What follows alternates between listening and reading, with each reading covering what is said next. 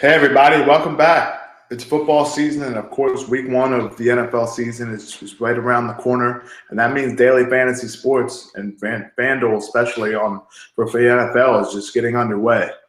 Now, of course, on FanDuel, you're looking at quarterbacks, running backs, wide receivers, tight end, kicker, and defense. But what's the most important position? Is it receiver? Is it running back? Now, everyone says it's a quarterback league, and in your cash game for FanDuel, it's something you definitely want to look at, which is one guy to select, so you don't want to mess it up. Now, without further ado, I think we should get into that position. Who are these quarterbacks? Who are the guys we're going to be looking at for week one, and who are the guys that are going to take you into the cash? Now, of course, when you look at top-tier quarterbacks, you think of one guy, and that's Aaron Rodgers. Of course, there's Andrew Luck, Peyton Manning, Tom Brady, and other guys like that. But in terms of statistics and efficiency, I'm not sure there's anyone better than Aaron Rodgers, and that's one reason why I'm selecting him as one of my top guys and my top-tier option for week one daily fantasy football on FanDuel.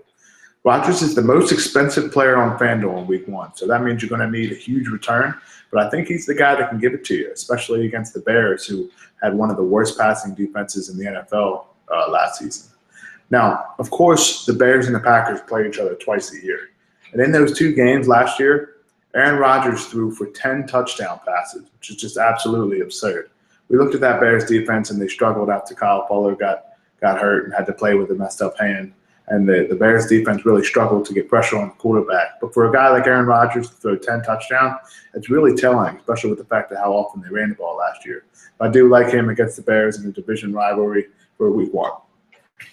Now, the other guy we wanted to look at is actually another top-tier guy, and he's one of the guys that a lot of people like to tout it as Mr. Safety in cash game, and that's Drew Brees. It's an interesting pivot off of Aaron Rodgers because he's a little bit cheaper, but the fact is he makes for a very solid cash game option, as we discussed. He's very consistent almost every single week. He seems to throw close to 40 passes or more every single week, and that offense in New Orleans is a lot of weapons around him. Now, of course, he lost Jimmy Graham, but he still has Brandon Cooks, who is one of the more exciting younger weapons in the NFL. The fact is that Brees throws at the goal line. He throws from his own side of the field, in the middle of the field. He throws so often that it's really hard for him to not have a good game, and that's exactly what we like to look at for cash games, and one reason why he's not a bad option for week one. He faces the Cardinals, and the Cardinals do have a lot of physical talent on the defensive side of the football, especially in the secondary. But remember what I mean about physical. Of course, they have Patrick Peterson, who everyone likes to say is one of the better cornerbacks in football, but he consistently remains among the leaders, and I say that in quotations just because it's not a good thing, and he allowing touchdowns. So although he has a lot of physical tools and a lot of people think he's one of the top corners in football, he's allowed a lot of touchdowns in his career, and the rest of that defense, like those linebackers, just aren't fast enough to cover guys like Brandon Cooks. So Drew Brees has an interesting option for week one, very good matchup, and he has a lot of guys to throw to that can make him a good play. Now, after that top tier, we're looking at some guys that are priced a little bit in the middle.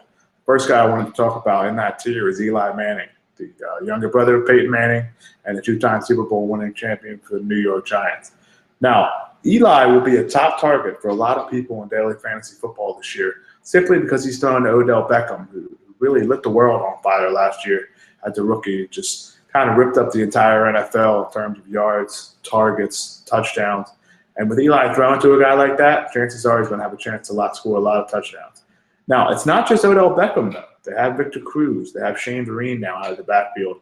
And Larry Donnell is definitely a touchdown threat with a big body in the red zone. So Eli Manning has a lot of weapons to work with, and he has a lot of chance to throw a lot of touchdowns this year. And that starts in week one against the Cowboys defense, who still has one of the worst secondaries in the NFL despite the numbers last year. Now, of course, the Cowboys didn't allow many points last year, but that's really just because they weren't on the field much. In terms of efficiency and points per play and still metrics like that, they still were towards the bottom of the league. And their two cornerbacks this year are going to be Brandon Carr and Morris Claiborne. Both of them are susceptible to giving up a lot of touchdowns. And that's the one thing to look at is if those guys are giving up touchdowns, that means Eli Manning is throwing for them. That makes him a good option for week one. The other second-tier guy I wanted to talk about is Ryan Tannehill. Now, Tannehill's offense allows him to be a daily fantasy target simply because of the volume of that offense and how often they pass.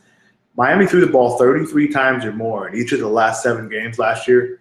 Now, they didn't throw the ball down the field that much, but it doesn't really matter because anything that's thrown forward counts as a pass, and those are all passing yards racking up for Tannehill. who can also run the ball, as he had some rushing touchdowns in the end zone last season in his rookie year as well. So he's a guy that can score in many different ways, and he has a lot of different weapons. Doesn't have Mike Wallace anymore, but they did draft Devontae Parker, who, if healthy, can be a really good receiver in this league.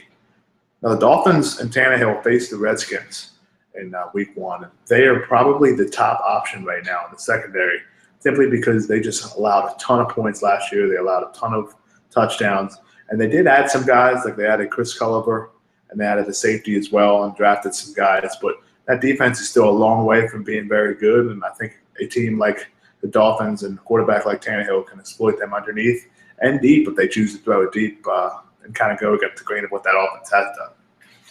The third tier guys I want to discuss is two guys that there's been a lot of talk about whether or not they're good quarterbacks, but in terms of fantasy, you really just need fantasy points. And that first guy is Sam Bradford, quarterback for the Eagles.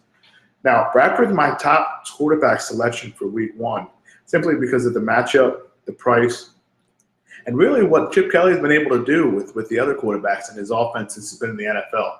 He's had guys like Nick Foles and Mark Sanchez, and those two have proven to not be very good quarterbacks, but you've seen them throw for 300 yards and more than 2 touchdowns. So with a guy like Bradford, who does have a lot of talent when he can stay on the field, the sky's really the limit for that offense. And I think the fact is that if you can have a guy that's controlling the helm of that and getting a guy that really distributes it to all the playmakers the Eagles have, it makes for a good fantasy play, especially against the Atlanta Falcons defense.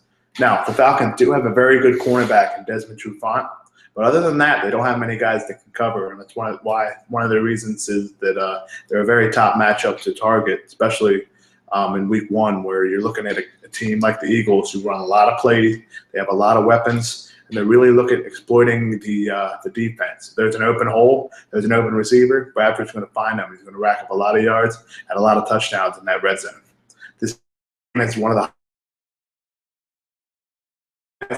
it's not the highest over under. And the other guy I wanted to discuss as a tier 3 option is Andy Dalton. Dalton faces the Raiders in week 1, who that defense is actually very improved. They signed a good nose tackle. They have a good young linebacker in Khalil Mack, who's actually playing defensive end now. Their front 7 is very good.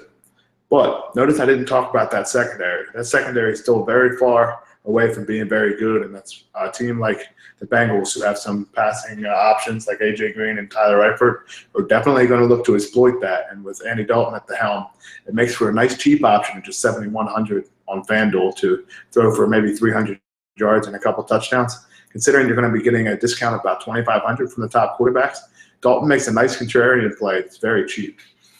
One other guy I wanted to mention is just a punt option, but his price is so low that you almost have to consider him. Tyrod Taylor, who won the starting job for the Buffalo Bills.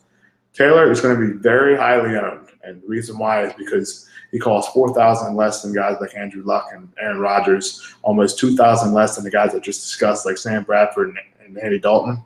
So it allows for people to pretty much pick whoever they want to go in the rest of their lineups.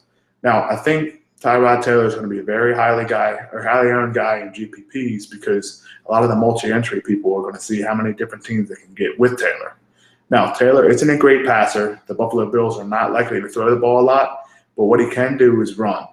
He can run for touchdowns, he can run for yards, and at that price, 1 rushing touchdown, maybe 100 passing yards and 30 rushing yards, and he's well overvalued, especially if the return is just $5,000 on FanDuel. He can get 10 fantasy points, which is what we just discussed with 100 yards rushing or 100 yards passing, maybe 30 or 40 yards rushing and a touchdown. That makes for a great return. Now, I'm not sure I can use him in cash game because he needs that rushing touchdown to reach value. I don't expect him to throw them a lot. But in GPPs, I think it's definitely worth taking the risk because you can afford anybody else you want. He faces the Colts, who do have a very good cornerback in Vontae Davis. But other than that, they don't have much speed that can catch Tyrod Taylor around the edge if he chooses to run. So it makes for a solid option. We just talked about tournaments, and that pretty much rounds up the end of our quarterbacks. Tyrod Taylor is the punt option. Guys like Sam Bradford and Andy Dalton are the lower tier guys. And my top tier guy for the week 1 games is Aaron Rodgers. If you wanted to go off him, I do like Drew Brees as well. So be sure to take a look at the notes under this video, comment on guys you do like, you don't like, and let's have some discussion. Along with everything here at RotoCurve, like the tools and everything else, be sure to use these videos and everything else to your advantage to make week 1 in the NFL a profitable one. Good luck, everyone.